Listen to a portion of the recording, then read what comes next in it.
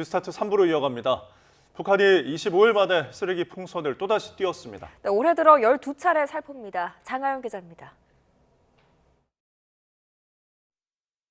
밤 8시쯤 북한이 대남 쓰레기 풍선으로 추정되는 물체를 또다시 부양하고 있다고 합동참모본부가 밝혔습니다. 경기도와 서울시도 북한에서 부양한 풍선 추정 물체가 포착됐다는 내용의 안전 안내 문자를 발송했습니다. 합참은 이 물체가 바람 방향에 따라 경기 북부 지역으로 이동할 가능성이 있다며 적재물 낙하에 주의하라고 알렸습니다. 또 떨어진 풍선에 가까이 가지 말고 군부대나 경찰에 신고해달라고 당부했습니다. 이번 쓰레기 풍선 살포는 지난달 10일 이후 25일 만으로 올해 들어 12번째입니다. 우리 군의 대북 확성기 방송과 민간단체의 대북 전단 살포에 항의하기 위한 걸로 보입니다. 북한은 지난 5월부터 모두 3,800여 개의 오물과 쓰레기 풍선을 남쪽으로 날려보냈는데 7월에는 용산 대통령실 청사 경내에 풍선이 떨어지기도 했습니다. 초반에는 풍선 안에 오물을 담아 보내기도 했는데 최근에는 종이나 비닐류로 안전 유해 물질은 넣지 않고 있습니다. YTN 장하영입니다. 미국 조지아주 고등학교에서 총격 사건이 발생해 4명이 숨지고 9명이 다쳤습니다. 겁에 질린 학생들은 부모에게 문자로 현장 상황을 알리기도 했습니다. 이광현 기자가 취재했습니다. 학교 건물 밖에 사람들이 몰려 있고 구급차와 경찰차 수십 대가 늘어서 있습니다.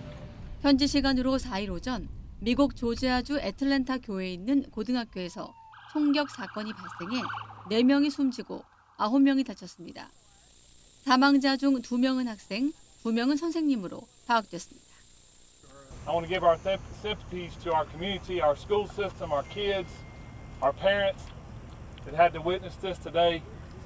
Obviously, what you see behind us is an evil thing today. 수업 중에 갑자기 총격범이 들이닥치자 겁에 질린 학생들은 축구 경기장으로 대피했고 다급한 상황을 실시간으로 가족에게 알리기도 했습니다. He texted me. He said, "Mom," he was like, "they're shooting. They're shooting in the school, and the shooter is right across the hall from me." And I said, "Hakeem," I said, "Pray." And so immediately I left out the door and was on my way down here. 현장에서 체포된 용의자는 이 학교에 다니는 14살 남학생으로 성인범으로 재판에 넘겨질 예정입니다. 정확한 범행 동기는 파악되지 않고 있습니다. 조지아주와 연방 정부는 이번 사건에 대응하기 위해 모든 자원을 동원하겠다는 방침입니다. We are still gathering information, but the FBI and ATF are on the scene, working with state, local, and federal partners. I'm devastated for the families who have been affected by this terrible tragedy. 백악관 대변인실도 조 바이든 대통령이 담당 보좌관으로부터 이번 사건에 대한 보고를 받았고 조지아주 정부와 협력해 대응할 것이라고 전했습니다. YTN 이광현입니다. 미국 시애틀 남쪽 도로에서는 달리는 차량을 향한 묻지마 총격 사건이 발생해 최소 6명이 부상을 입고 이 가운데 2명은 중태 상태입니다. 워싱턴주 순찰대는 현지 시간 2일 밤 시애틀과 타코마 지역의 5번 고속도로를 달리던 최소 7대의 차량이 총격을 당해 최소 6명이 부상을 입었다고 밝혔습니다. 또 피해자들의 진술을 토대로 흰색 볼보 차량을 타고 총격을 가한 용의자를 체포해 조사 중이라고 밝혔습니다. 수백 명의 사상자를 낸 최악의 폭격 하루 만에 러시아군이 또다시 우크라이나 르비우에 대해 대대적인 공습을 가했습니다. 젤렌스키 대통령은 대반격에 나서겠다며 개각을 승부수로 던졌지만 러시아 역시 핵 사용을 들먹이며 으름장을 놓고 있습니다. 박영진 기자가 보도합니다. 엄청난 폭발음과 함께 화염이 치솟더니 하룻밤새 유네스코 세계문화유산으로 지정된 시내가 폐허로 변해버렸습니다. 건물이 폭발하면서 순식간에 세 딸과 아내까지 온 가족을 잃어버린 남성. 전쟁통에 그나마 안전한 곳으로 여겨졌던 우크라이나 서부 르비우까지 러시아의 대대적인 공습이 이어졌습니다. Львів зазнав комбінованої атаки, ракети і дрони. Атаковані були житлові будинки. 올해 최악의 폭격, 우크라이나 폴타바 공습으로 수백 명의 사상자를 낸 지 하루 만입니다. 러시아의 파상 공세 속에 젤렌스키 대통령은 가을 대반격을 예고하며 대규모 개각에 나섰습니다. Нам сьогодні потрібна нова енергія, і пов'язані ці кроки, тільки вони пов'язані з посиленням нашої держави на різних напрямках. Міжнародна політика, дипломатія не є виключенням. 라브로프 외무장관은 미국은 러시아의 레드라인을 농담 삼지 말라면서 서방이 제공하는 장거리 미사일에 러시아 본토 공격 가능성에 대해 경고했습니다. Ответ России последует незамедлительно. Я думаю, что много из этого уже наблюдаете в последние дни. И ответы будут крайне болезненными. 또 서방의 파괴적 행동에 맞서 핵 교리를 개정하겠다며 연일 으름장을 놓고 있습니다. YTN 박영진입니다. 미국 대선의 승패를 좌우할 경합주 6곳 가운데 3곳에서 카멀라 해리스 부통령과 도널드 트럼프 전 대통령이 초박빙 접전을 펼치고 있다는 여론조사 결과가 나왔습니다.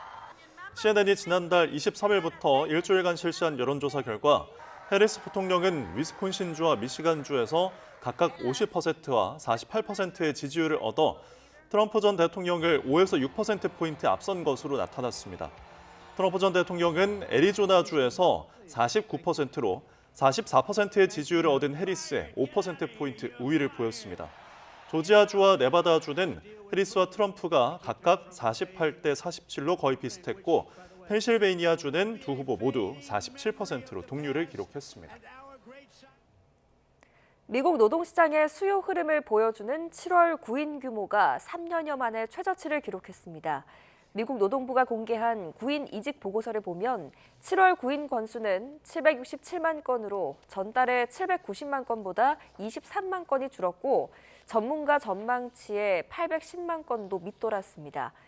로이터 통신은 고용시장 붕괴 없이 질서정연한 둔화세를 나타내고 있다며 연준이 0.5%포인트 B컷 금리 인하 필요성을 줄이는 지표로 여겨질 수 있다고 해석했습니다.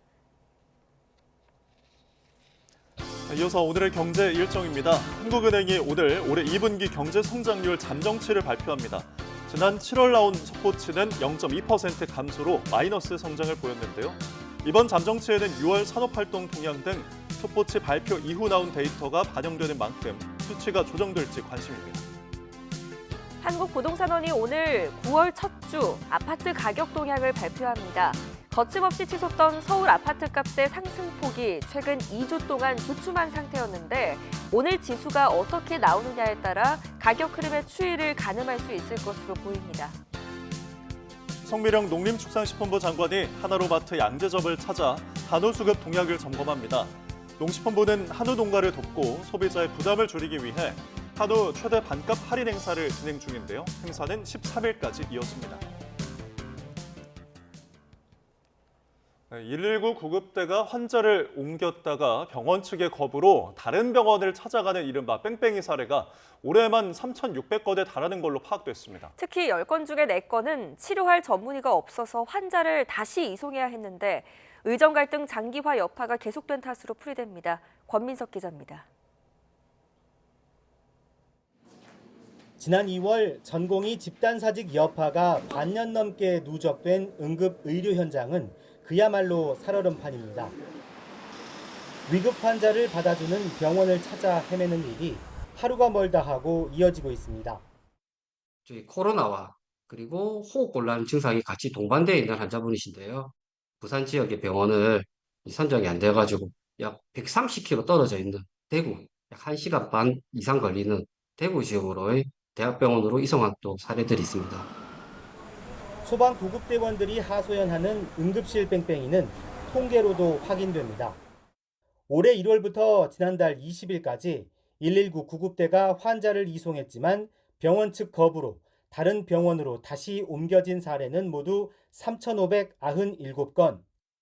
한 번 재이송된 경우가 대부분이었지만 두 차례나 병원을 옮긴 사례도 121건 있었고 무려 4차례 병원을 전전한 경우도 23건이나 됐습니다. 병원 재이송 사유 가운데선 환자를 치료해줄 전문의가 없었다는 전문의 부재가 39.8%로 가장 많았습니다. 전공의가 수련병원을 떠난 이후 나머지 의사들이 공백을 메우다 생기는 과부하의 악순환을 짐작할 수 있는 대목입니다. 구급대가 이송 가능한 병원을 찾아달라고 119 구급상황관리센터에 도움을 요청하는 건수도 크게 늘었습니다. 올해 2월부터 지난달까지 구급상황관리센터가 병원을 선정해 준 건 1,197건으로 지난해 같은 기간보다 131% 급증했습니다. 의정 갈등 장기화로 환자 수용을 거부하는 병원이 늘고 응급실 의사도 부족해지면서 응급 환자의 골든타임 대처에도 차질이 커질 수 있다는 우려가 나옵니다. YTN 권민석입니다. 네, 이처럼 최근 응급실 위기설이 격화되는 것과 관련해서 이른바 응급실 뺑뺑이로 인명피해가 발생할 경우 누구에게 책임을 물어야 할지도 관심입니다. 개인의 법적 책임이 인정될 수는 있지만 결국은 응급의료 체계가 잘 갖추어지는 것이 우선이라는 지적입니다. 김티원 기자입니다. 지난달 열경련을 겪던 2살 여자아이가 1시간 동안 응급실 11곳에서 수용을 거부당한 끝에 의식불명 상태에 빠졌습니다. 지난해 대구에서도 건물에서 추락한 10대가 구급차를 타고 병원 여러 군데를 돌다가 숨지는 등 응급실 뺑뺑이는 심각한 결과로 이어질 수 있습니다. 응급실을 전전하던 응급 환자가 진료를 거부당해 숨지거나 상태가 악화하면 의료진이나 병원 직원들에게 업무상 과실치사상이나 응급의료법 위반 혐의로 형사 책임을 물을 수 있습니다. 하지만 실제 처벌까지 이어지려면 응급실 수용을 거부한 것과 인명피해 사이에 구체적인 인과관계가 입증돼야 합니다. 제때 진료받았더라면 살 수 있었지만 의료진이 환자를 돌려보내며 최소한의 조치도 하지 않았다는 걸 밝혀내야 한다는 의미입니다. 의료 보조 인력을 다른 병원까지 옮기는데 태운다거나 아니면 전원을 알아본다거나 환자의 케어하기 위한 최소한의 도움을 제공할 수 있는데 그러한 것들조차 미비했던 경우에는 책임을 묻기는 하거든요. 민사적으론 정당한 사유 없는 진료 거부로 인명피해를 입은 환자나 유가족이 병원이나 병원장 등을 상대로 손해배상을 청구할 수 있습니다. 하지만 특정 질환 진료를 담당할 의사가 없거나 환자를 추가로 수용할 수 없는 상황이 응급실에서 비일비재한 만큼 책임을 묻기 어려울 거라는 의견이 많습니다. 단순히 그냥 응급실을 전전하다가 사망했다 이것만으로 법적 책임을 물어서는 안 되고 그 세부적인 사실관계를 파악한 후에 좀 논하는 게 맞을 것 같습니다. 이 밖에 보건복지부가 수용을 거부한 병원들을 상대로 과징금을 부과하거나 보조금 지급을 중단하는 등 징벌적 행정처분을 내릴 수도 있습니다. 하지만 결국은 시스템. 전문가들은 책임을 개인에게만 돌릴 게 아니라 응급의료 체계에도 물어야 한다면서 경증 환자의 119 이송이나 상급병원 이용을 줄일 수 있는 대책이 필요하다고 지적합니다. YTN 김태원입니다. 조경 보건복지부 장관이 의대 정원을 증원했다고 필수의료 의사들이 현장을 떠나는 사례는 세계 유례가 없다고 비판했습니다. 조 장관은 국회 예산결산특별위원회 전체 회의에서 정부가 현재 태도를 유지한다면 전공의들이 복귀할 가능성이 없다는 야당 의원의 지적에 이같이 답했습니다. 조 장관은 전공의들이 끝내 돌아오지 않으면 의료체계에 심대한 부작용이 있을 거라는 주장에는 의료개혁을 안 했으면 우리나라의 질 높은 의료 시스템이 유지가 안 되는 거라고 주장했습니다. 윤석열 대통령이 심야 응급실을 방문해서 진료 현장을 둘러보고 필수 의료에 대한 전폭적인 지원을 약속했습니다. 윤 대통령은 어젯밤 8시 50분쯤 의정부 성모병원 권역응급의료센터를 방문해서 병원 관계자, 의료진과 간담회를 가지고 현장의 어려움과 의견을 경청했다고 정혜전 대통령실 대변인이 밝혔습니다. 윤 대통령은 이 자리에서 응급, 분만, 소아, 중증을 포함한 필수 의료에 대한 지원을 획기적으로 강화하겠다며 특히 의료인의 법적 리스크나 보상의 공정성 문제도 해결하겠다고 강조했습니다.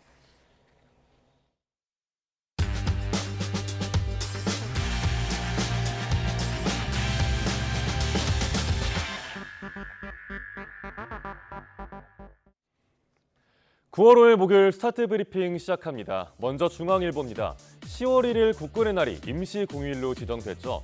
다음 달 달력에 빨간 날이 하루가 더 늘었는데 반응은 나뉩니다. 소상공인과 자영업자, 직장인들의 반응이 어떻게 다른지 보시죠. 먼저 유통업계는 화색입니다. 아무래도 평일보다는 연휴의 매출이 오르기 마련이죠. 또 여행업계와 숙박업계도 미소를 짓고 있습니다. 9월 말과 10월 초에 3일간 연차를 내면 최장 9일 동안 연휴가 가능하거든요. 반면 회사 앞과 대학가 상권 영세상인들은 한숨을 쉬고 있습니다. 휴일에 오히려 사람들이 빠져나가는 곳이기 때문입니다. 또 직장인들 사이에서도 희비가 갈리는데요. 임시 공휴일에 못 쉬는 중소기업도 있죠. 결국 공무원과 대기업 직원만 쉬라는 게 아니냐는 목소리가 나옵니다. 내수를 회복해보고자 정부에서 꺼낸 임시 공휴일 카드, 내수 진작 효과가 있을지에 대해서도 각계 갑론을박은 이어지고 있습니다. 다음 조선일보입니다. 요즘 장 어디에서 보시나요? 대형마트나 시장, 또 인터넷 주문도 있지만 이곳을 빼놓을 수가 없습니다. 카트를 몰고 신선식품을 쇼핑할 수 있는 장보기 특화 편의점입니다. 편의점들이 파고든 건 대형마트와 온라인의 틈새입니다. 마트까지 가자니 너무 멀고 또 온라인으로 사자니 신선도가 걱정되는 사람들을 겨냥한 겁니다. 상품을 배치하는 방식도 기존 편의점과는 다릅니다. 신선식품을 강화한 특화 매장인 만큼 입구부터 과일이나 채소, 두부가 진열돼 있고요. 삼겹살 옆에는 소금과 쌈장, 즉석밥 옆에는 반찬류를 놓는 식입니다. 또 시식 코너도 있고 100평에 달하는 넓은 매장도 있습니다. 여기에 특가 세일과 상시 할인을 내세워서 주부 고객도 흡수 중입니다. 편의점 업계는 신선식품이 매출 효자라고 입을 모읍니다. 장보기 특화 매장도 더 늘릴 계획이라고 하네요. 네, 이번엔 서울신문입니다. 초저가 커피 경쟁이 치열하다는 내용 며칠 전 전해드렸죠. 그런데 또 해외 커피 브랜드들은 프리미엄을 내세워서 잇따라 국내 상륙 중입니다. 커피공화국의 판세, 지형이 어떻게 돌아가고 있는지 보겠습니다. 한국인이 1년 동안 마시는 커피는 405잔입니다. 전 세계 평균 152잔을 가볍게 또 훨씬 웃돕니다. 커피 시장이 큰 만큼 매장만도 10만 개가 넘습니다. 포화가 될 대로 된 만큼 폐업하는 커피점은 쭉 늘어나는 추세입니다. 서울의 커피 음료 점포 폐업률은 4.3%, 올 2분기에만 1,000곳이 넘게 문을 닫았습니다. 노동 집약적일 수밖에 없는 업계의 한계가 있죠. 반면에 해외 브랜드들은 트렌드세터인 한국을 아시아의 테스트 시장으로 활용하는 모양새인데요. 지난달에 청담동에 문을 연 한 매장에는 싸게는 만원대, 비싸게는 수십만 원짜리 커피도 있습니다. 커피업계가 저가 대 프리미엄으로 양극화된 모습인데요. 다만 해외 브랜드들이 성공하려면 철저한 현지화가 필요하다는 지적도 함께 나옵니다. 다음 내용 보시죠. 44만 명, 구직 자체를 포기하고 그냥 쉬는 우리나라 청년의 수입니다. 그중에 최근까지 일한 경험이 있는 청년의 94%는 중소기업을 다녔었습니다. 번아웃이 와서 일이 싫어졌다는 이들, 그 배경엔 어떤 것들이 깔려 있는지 한번 분석해 보겠습니다. 막연히 쉬고 싶은 상태에 있는 쉬었음 청년 4명 중에 3명은 일한 경험이 있었습니다. 일을 하다가 그만두고 쉬는 청년이 33만 명이란 얘기죠. 이 중에서도 1년 이내에 일을 그만둔 청년은 20만 명입니다. 300인 이상 대기업에서 일을 했다가 쉬는 청년은 불과 6.3%에 그치고요. 이를 제외한 94%가 300인 미만 중소기업에서 근무했습니다. 특히 5인 미만 사업장에서 일했던 청년이 약 30%에 달하는데요. 근로기준법 적용되지 않는 업장이죠. 그런데 대기업과 중소기업의 임금 격차는 벌어지고 있습니다. 대기업 대비 중소기업의 임금 수준은 61.7% 수준, 3년 전보다 더 떨어졌습니다. 임금 격차는 이렇게 벌어지는데 구식 조직 문화와 임금 체불 등 중소기업의 고질적인 문제까지 겹치죠. 그 결과 청년들이 번아웃과 구직 포기라는 벼랑으로 몰렸다는 분석입니다. 그냥 쉬는 청년들이 많아지면 국가로선 당연히 손해입니다. 결국 양질의 일자리 만들기, 또 중소기업 근로환경 개선이 해결책이라는 전문가 조언을 신문은 전하고 있습니다. 마지막 기사 보겠습니다. 50여 년 전 서울에서 하루에만 연탄 1,000만 장씩 쓰던 시절이 있었습니다. 보일러가 보편화되면서 연탄 공장도 하나둘 문을 닫았죠.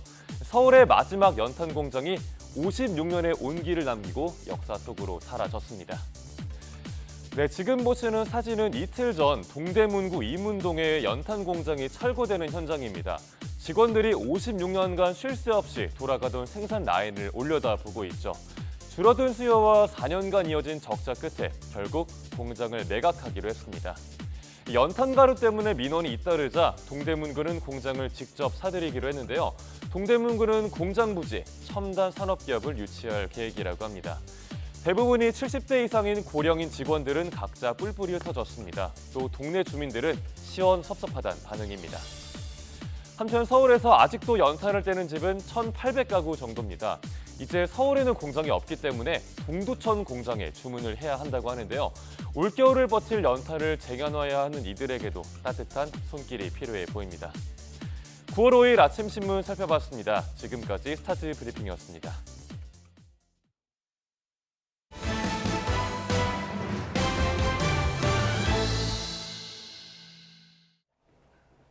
네, 재개발 사업에 불만을 품은 60대 남성이 현대건설 사옥 정문으로 차를 몰고 돌진을 했습니다. 경찰은 이 남성을 현행범으로 체포했습니다. 권준수 기자의 보도입니다. 소형 SUV 한 대가 뒤로 물러섭니다. 이미 차량 앞부분은 충격으로 너덜너덜해진 상태입니다. 그러다 다시 앞으로 나가더니 계단을 타고 올라가 회전문을 들이받습니다. 보안 직원으로 보이는 여러 사람이 차량을 막아보려고 하지만 소용없습니다.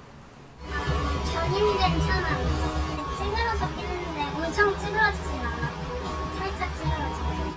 사고가 발생한 시각은 오후 4시 40분쯤. 재개발에 불만을 품은 60대 남성 조합원이 차를 몰고 사옥 정문을 들이받았습니다. 많은 회사원이 근무하고 있었을 시간이지만 다행히 다친 사람은 없었습니다. 사고를 낸 60대 운전자는 경찰의 현행범으로 체포됐는데 술을 마시거나 마약에 취한 상태는 아니었던 것으로 확인됐습니다. 경찰은 자세한 범행 동기를 조사할 예정입니다. YTN 권준수입니다. 네, 오늘 열리는 주요 재판 살펴보겠습니다. 미국계 사모펀드 론스타가 1,600억 원대 부당 이득금을 돌려달라며 우리 정부와 서울시를 상대로 제기한 소송의 항소심 결과가 오늘 오후 2시에 나옵니다. 우리 국세청은 지난 2010년 론스타가 외환은행을 매각해서 4조 6천억 원대의 차익을 남기자 소득세와 법인세 8천억 원을 부과했는데요. 론스타에서는 이런 법인세 부과가 부당하다며 소송을 내서 국세청이 처분을 일부 취소했는데 론스타는 이 가운데 1,500억 원을 돌려받지 못했고 지방세도 돌려받아야겠다며 또다시 소송을 냈습니다.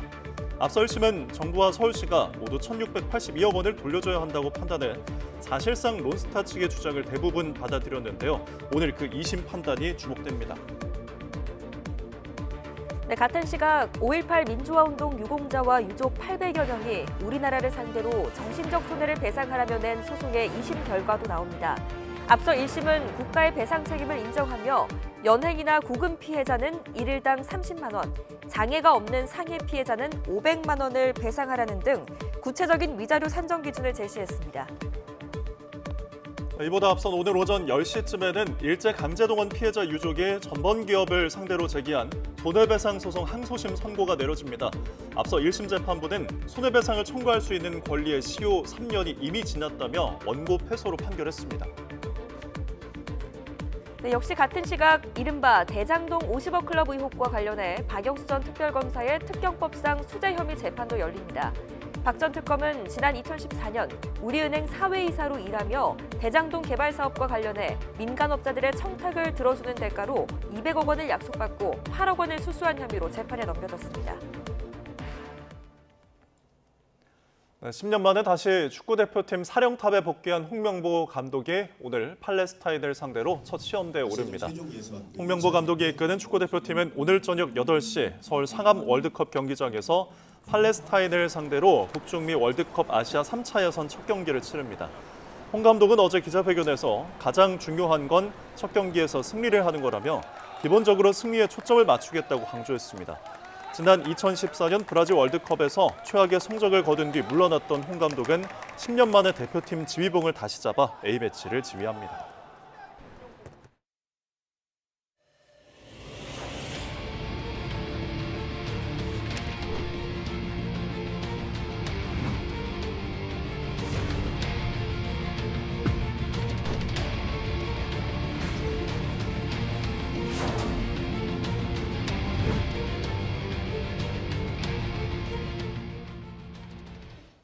최신 경제 소식을 빠르고 친절하게 전해드립니다. 스타트 경제, 오늘은 이정환 한양대학교 경제금융대학 교수와 함께하겠습니다.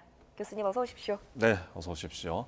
저희가 최근에 스타트 경제 시간에 이 대출과 관련된 이야기를 자주 나누고 있는데 어제 이제 은행권들이 대출을 조이다 보니까 좀 고객들이 보험사로 눈을 돌리고 있다라는 소식을 전해드렸거든요. 근데 그 보험사에서도 좀 옥죄기가 들어가고 있나 봐요.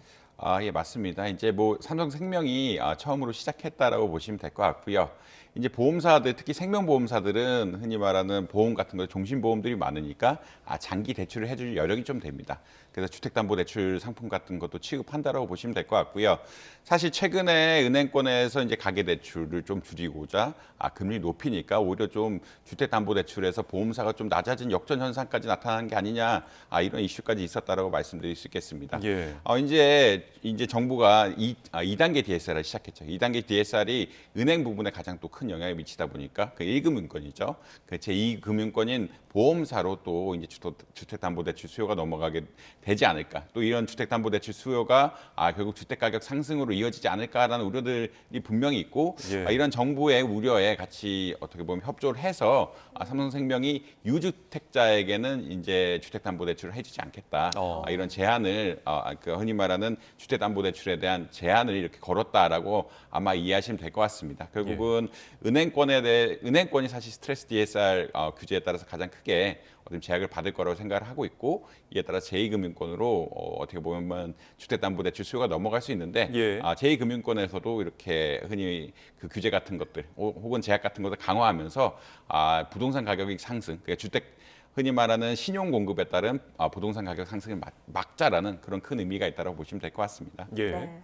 그렇다면 삼성생명에 이어서 이게 다른 보험사들의 어떤 대출 제한으로도 이어질 거라고 전망하십니까? 사실 삼성생명이 보험사 중에서, 그러니까 특히 생명보험사 중에서는 압도적으로 자산이 1위거든요. 예. 자산 1위고 2와 3위 격차도 엄청날 정도로 약간 리딩 컴퍼니라고 보시면 될 것 같습니다. 이렇게 삼성생명이 정책을 짜면은 결국 2위, 3위권, 뭐 교보, 하나 이런 생명보험사들 역시 이제 추격을 해서 이렇게 따라가는 정책을 필 거라고 보실 수 있을 것 같고요. 그리고 이것은 아무래도 정부의 의지란 것은 결국은 가계대출을 조금 줄여서 가계대출을 제한해서 부동산 가격 상승을 조금 막아야 된다. 부동산 가격이 상승이 되면은 가계대출이 또 늘어나게 되고 가계대출이 늘어나게 되면은 금리를 인하하기 어려워지고 금리가 인하하기 어려워지면 최근에 소상공인이 또 살기 어려운 이런 상황들이 계속 발생하기 때문에 예. 어떤 정부의 강력한 의지, 부동산 시장을 잡자, 그러니까 부동산 시장을 잡는데 가장 효율적이라고 할 수 있는 신용 공급을 제약하자 이런 의지들이 어떻게 보면은 기업들이 협조를 하면서 예. 아마 다른 생명보험사들 역시 이런 규제 같은 것들을 내지 않을까 이렇게 예측을 하고 있습니다. 네, 결국은 제1금융권이나 이제 보험사에서 대출 문턱을 높이면서 어쨌든 수요가 있는 이 수요자들이 대출을 받으려고 하잖아요. 근데 대출 절벽이 이렇게 계속되면은 결국에는 아까 말씀하신 것처럼 제2금융권에서 또 다른 저축은행 혹은 캐피탈 이런 쪽으로 몰리면서 풍선 효과가 좀 나진 않을까요? 사실 풍선 효과에 대한 우려는 계속 있는 것 같고요. 네. 풍선 효과에 대한 우려라는 것이 사실은 제2금융권의 어떤 DSR 비율이 조금 높습니다. 예. 그러니까 이제 DSR 비율이 좀 높다는 거는 어떤 거냐면 주택담보를 통해서 조금 더 많이 빌릴 수 있다라는 그런 이야기라고 보시면 될 것 같고요. 네. 그러니까 원래 1금융권에서 조금 받기가 어려우면은 2금융권이 금리가 조금 높지만 한도 같은 것들이 좋아서 받기도 했는데 지금은 1금융권을 은행들을 억제해 놓으니까 이제 이런 수요들이 제2금융권으로 갈 거다라는 그런 우려는 있습니다. 예. 특히나 이제 제2금융권 같은 데서도 예전에는 사실 제2금융권이 괜찮았던 것이 만기가 40년이었고요. 제2금융권 보통 30년이었기 때문에 예. 원리금 상환 부담이 조금 흩어지는 효과. 그래서 DSR 규제 같은 것들이 제2금융권이나 제2금융권이나 DSR의 어떤 비율 자체는 높지만 만기를 은행권에 조금 길게 가지고 감으로써 이제 거의 차별점이 없었는데 예. 이제 스트레스 DSR이 들어오기 시작하고 만기를 이제 은행권에서 40년짜리 더 이상 취급 안 할 거라고 예. 지금 강조를 하고 있거든요. 그러면 제2금융권 상품에 있어 차이가 별로 없어지고 오히려 이제 여력은 흔히 말한 제2금융권에 늘어나다 보니까 아무래도 수요가 쏠릴 거라는 걱정은 분명히 있다. 이렇게 말씀드릴 수 있겠습니다. 네, 이렇게 대출 문턱이 높아지면서 지금 가을 이사철 앞두고 또 실수요자들의 걱정이 클 것 같습니다. 그래서 지금 어제 이복현 금융감독 원장이 실수요자들을 만났거든요. 만나서 어떤 이야기를 했는지 좀 들어보고 오겠습니다. 갭투자 등 투기 수요 대출에 대해서는 심사를 강화하는 것이 바람직하겠으나 정상적인 주택 거래 과정에서 발생하는 여러 형태의 대출 실수요까지 제약받는 사태가 발생하지 않도록 세심한 관리가 필요하다고 생각합니다. 예를 들어 은행권 가계대출 관리 강화 조치 이전 이미 대출 상담 또는 신청이 있었거나 주택 거래가 확인되는 차주의 경우에는 고객과의 신뢰 차원에서 정당한 기대를 최대한 보호하는 것이 바람직하다고 생각합니다. 네, 실수요자들 입장에서는 혼란이 있을 수밖에 없을 것 같습니다. 얘기 직접 들어보셨잖아요. 어떻게 들으셨어요? 사실 이제 실수요자가 크게는 뭐 두 가지 부류로 볼 수가 있을 것 같은데요. 이미 계약을 해놓고 이제 담보대출을 얻어야 되는 그런 상황. 그러니까 이제 계약이 걸리신 분들이 하나가 있고요. 이분들은 사실은 주택담보대출이 잘 안 나오게 된다라든지 지금 스트레스 DSR 때문에 한도가 줄어들게 된다든지 혹은 뭐 만기가 지금 많이 줄인다라고 이야기하고 있는데 만기가 줄어들면 따라서 내가 받을 수 있는 대출 한도가 줄어들게 되면은 흔히 말하는 맞으면 계약금만 냈지만 나머지 최종 잔금을 못 낼 이런 상황들이 발생하기 있기 때문에 이런 부분에 대한 어떤 고려점들이 조금 필요하다는 의견들이 사실은 많고요. 두 번째 의미로 실수요자는 이제 진짜 살려는 사람이라고 보시면 될 것 같거든요. 그러니까 유주택자가 사는 게 아니라 이제 실제로 산다. 그러니까 무주택자들이 사는 경우에는 조금 그래도 대출 규제 같은 것들을 적용할 때 있어서 좀 유연성을 가지고 대출해야 되지 않느냐. 오히려 뭐 거꾸로 말씀드리자면 지금처럼 뭐 삼성생명이 유주택자에서는 대출을 안 해준다든지 지금 뭐 카카오뱅크도 마찬가지예요. 카카오뱅크 역시 뭐 유주택자에 대해서는 그러니까 아예 무주택자에 대해서만 주택담보대출 해주겠다 이런 이야기들이 계속 나오고 있거든요. 그러니까 실수요자의 부류가 이제 크게는 두 가지 부류라고 할 수 있는데 처음 단계에 대해서는 어떻게 보면 은행이 조금 유연성을 가져야 될 필요성이 있는 것 같고 아무래도 이제 예측과 달리 이제 갑자기 만기가 줄면서 이런 대출 잔금이 좀 주는 효과들이 있으면서 이것도 어떻게 흔히 말하는 현명한 솔루션을 내야 될 것 같고요.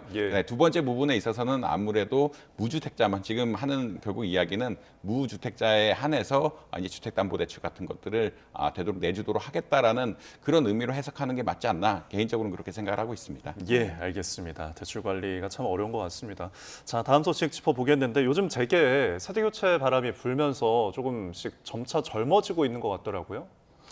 예, 맞습니다. 지금 뭐 조사 같은 것들이 나왔는데 이제 오너가라고 이야기하죠. 재벌이란 것은 가족 비즈니스고요. 가족 비즈니스는 오너가들이 있는데 오너가들이 얼마나 이제 경영에 참여하는지 다른 데서 이제 조사들이 나오고 있는데 1970년대 이후 출생 어떤 오너들, 흔히 말하는 오너가의 일가들이 이제 경영에 참여하는 비중이 굉장히 높아졌다. 그러니까 300명 이상 된다라고 지금 이야기하고 있고, 뭐 회장 혹은 총수, 그러니까 결국은 그룹사의 최정점에도 31명 정도 있고, 사장이나 대표이사, 그러니까 기업의 실무적인 경영을 하는 쪽에 있어서도 뭐 150명 이상 하면서 사실은 우리나라 재벌가들 혹은 이런 재벌 비즈니스들이 결국은 이제 시대가 지나면서 다음 세대 넘어가야 되는데 이제 세대가 넘어오면서 이제 70년대 이후 출생 수요가 좀 늘어나고 있고 실제로도 경영에 굉장히 많이 관여를 하고 있다. 그래서 뭐 대표적으로 현대자동차 그룹이라든지 이런 얘기들이 많이 나오고 있다라고 아마 보시면 될 것 같습니다. 네, 또 뿐만 아니라 지금 MZ라고 하잖아요. 80년대 이후에 태어난 사람들을 MZ 세대라고 하는데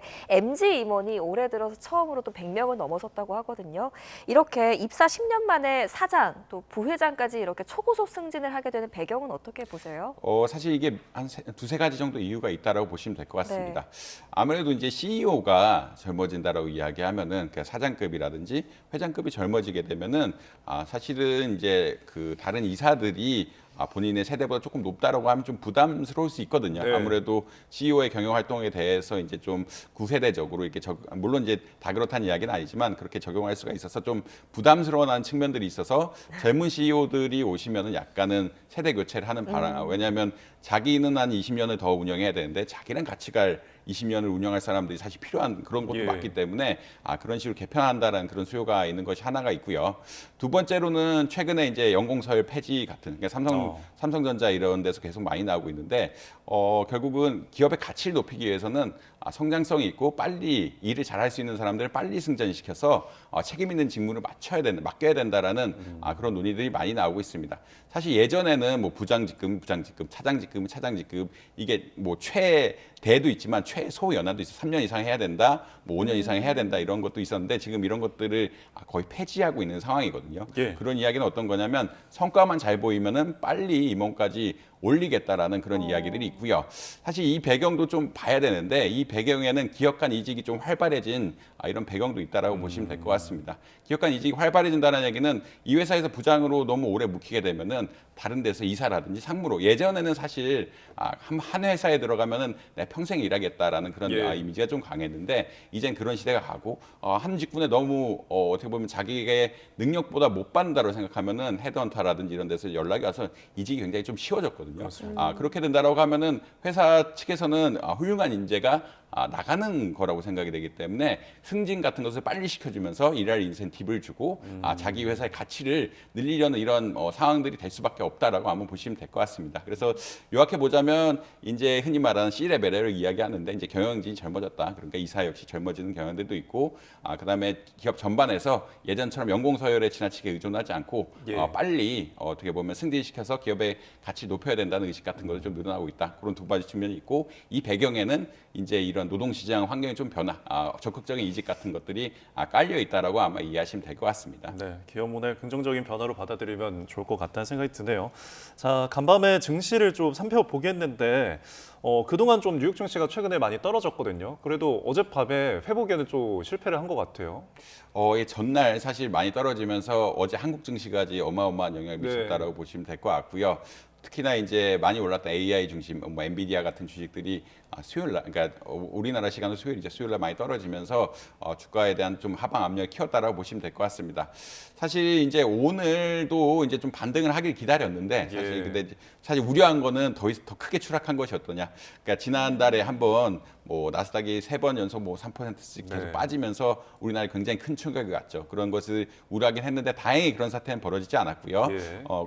다우존스는 약간 오르고 S&P라든지 나스닥은 약보합에서 마감하는 이런 정도로 나왔는데 사실 이제 전반적인 경기에 대한 기대 자체는 예전보다는 좀 떨어진 것 같다. 경기가 이제 약간의 침체기가 올 수도 있다라는 그런 기대감 형성된 것 같다라는 보고도 많이 나왔는데 어제 사실 중요한 거는 이제 구인 이직 보고서라고 이야기하는데 얼마나 구인 숫자가 늘어나니까 결국 포스팅이라고 이야기하는데 얼마나 사람들 구하고 있는지 이런 것들에 대해서 보고서들이 나왔는데 전월보다 한 20만, 23만 개 이상 빠지면서 좀 고용 시장이 안 좋아지는 게 아니냐 이런 우려들은 분명히 있는 것 같다. 그런 것들이 오늘 주가를 반등 못 시키는 이런 영향이 되었다라고 아마 이해하시면 될 것 같습니다. 네, 증시 동향을 살펴봤는데 아까 AI 대장주 엔비디아 얘기를 하셔서요. 지금 엔비디아에 투자한 서학개미 10명 중에 4명이 손실을 보고 있다고 하던데 어떤 이유 때문입니까?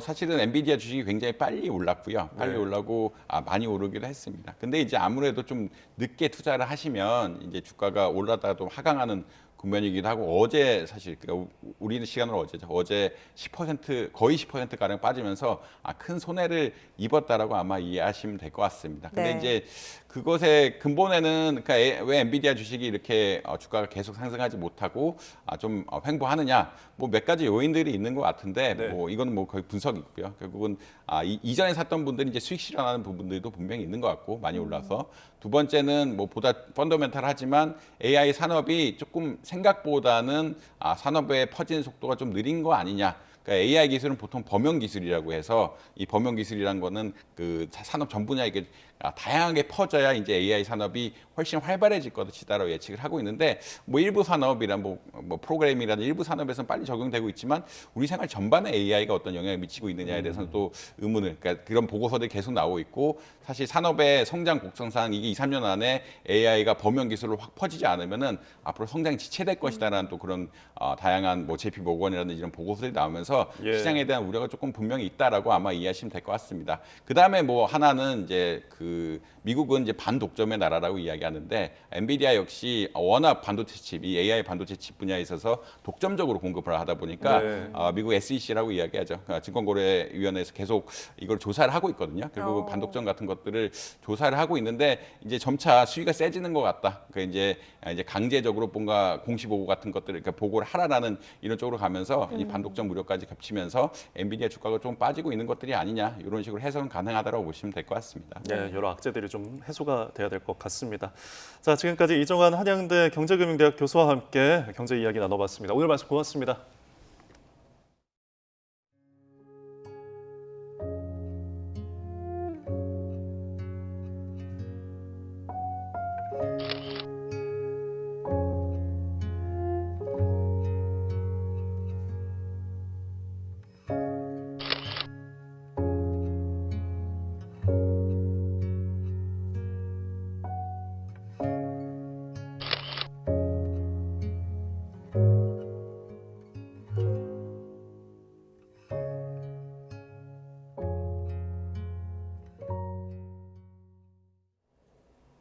미국 뉴욕 주지사의 전 비서실 차장이 중국 정부를 위해 활동한 혐의로 체포된 가운데 뉴욕 주재 중국 총영사의 귀국을 놓고 추방 조치인지 여부에 대해 혼선이 빚어졌습니다.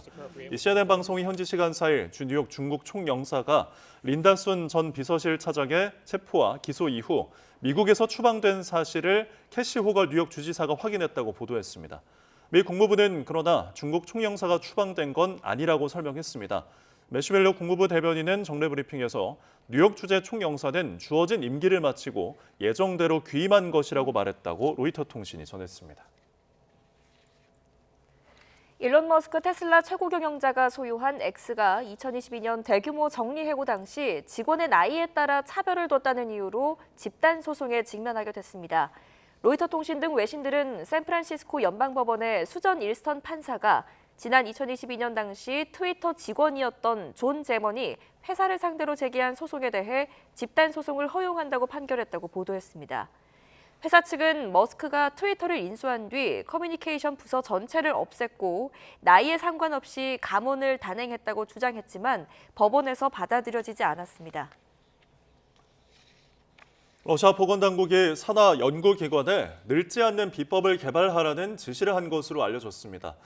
영국 일간 더 타임스는 현지 시간으로 3일 러시아 과학자들이 세포의 노화 현상과 골다공증, 면역 저하 등 인간의 노화와 관련된 각종 증상을 해결하라는 지시를 받았다고 전했습니다.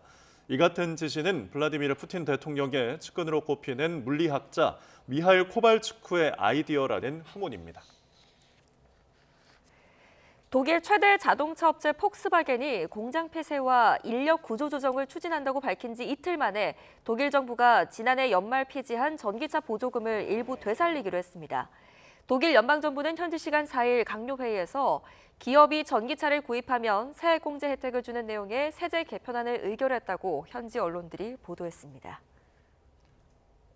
네, 오늘은 서울 등 중서부 지방을 중심으로 가을비가 조금 내리겠습니다. 비가 와도 후텁지근하겠고 비가 오지 않는 지역에서는 33도 안팎의 늦더위가 계속된다고 합니다. 자세한 날씨 알아보겠습니다. 원희다 캐스터. 네, 상암동 야외 스튜디오에 나와 있습니다. 네, 화면을 보니까 서울은 하늘빛이 흐리기만 한데 비는 언제 시작되는 건가요? 네, 오늘 중서부 지방에 계신 분들은 나오실 때 우산 잘 챙기셔야겠습니다. 비는 오전에 수도권과 영서 북부에서 시작돼 오후에는 그 밖에 중서부와 제주도로 확대되겠는데요. 반면 남부지방은 맑은 가운데 자외선이 무척 강하겠습니다.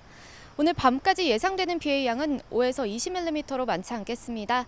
다만 밤 사이에는 호남 서부에도 가끔 비가 내리겠고 일부 중서부 지역도 내일 새벽까지 비가 이어지는 곳이 있겠습니다. 네, 오늘 비가 내려도 늦더위는 계속된다고요? 네, 오늘 비가 내려도 양이 적어서 후텁지근한 날씨는 계속되겠습니다. 오늘 서울 낮 기온은 29도 정도지만 체감온도가 31도 안팎까지 오르겠고요. 특히 동쪽 지방은 맑은 가운데 33도 안팎의 늦더위가 기승을 부리겠습니다. 지난 밤사이 곳곳에서 25도로 또는 밤더위가 나타났습니다.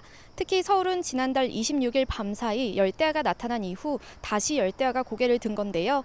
그 밖에도 현재 인천 25.9도, 제주 25.4도로 후텁지근합니다. 한낮에는 비가 내리는 서울은 29도로 어제보다는 낮겠지만 여전히 예년 기온을 웃돌겠고요. 그 밖의 지역은 광주 32도, 대구 33도까지 오르겠습니다.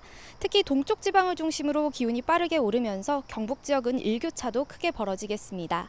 내일은 동풍의 영향으로 동해안에 비가 오겠고요. 그 밖의 지역은 주말인 모레까지 소나기가 자주 내리겠습니다. 당분간 30도 안팎의 늦더위는 계속될 전망입니다. 내일까지는 해수면의 높이가 높은 기간인데다 오늘 밤부터 남해안과 제주도 해안을 중심으로는 너울성 파도가 높게 일겠습니다. 해안가 접근을 자제하는 등 안전사고에 각별히 유의하시기 바랍니다. 지금까지 YTN 원희다입니다. 이상으로 뉴스타트를 마칩니다. 네, 오늘 아침도 저희와 함께 해주셔서 고맙습니다.